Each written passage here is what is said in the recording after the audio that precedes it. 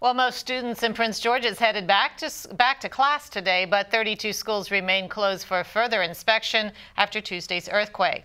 Natalie Wilson is at Ernest Just Middle, one of those closed schools, with more.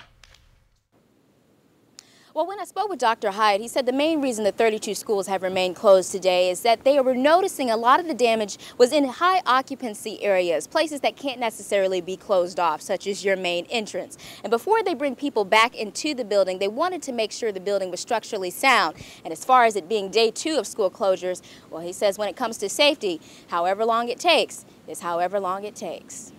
And so I would say about another 30 seconds, I don't think this building would have stayed up.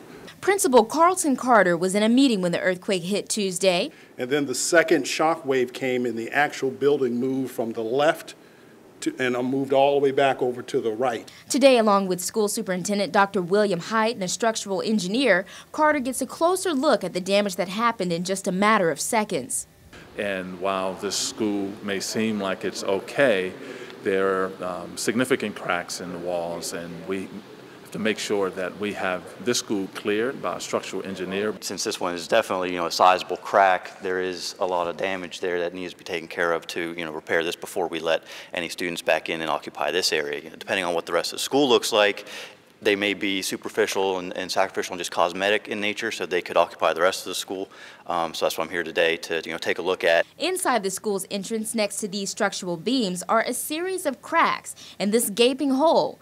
In a classroom, ceiling tiles are loose, and in the gym, more cracks line the walls as well as on the building's exterior.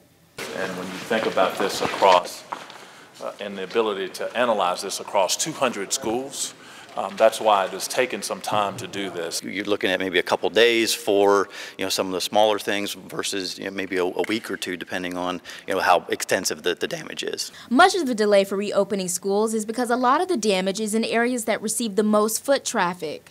We're completing an analysis of all 32 schools today, and we hope to clear those today, or at least have a plan for where those students can go if those schools are not operable tomorrow. And if it does appear that the damages are going to take an extensive amount of time to repair, those alternative options that Dr. Haidt was talking about includes using previously closed school buildings, temporary classrooms, or other space that may be available. And of course, you can get the latest updates from the school system itself by visiting their website, pgcps.org.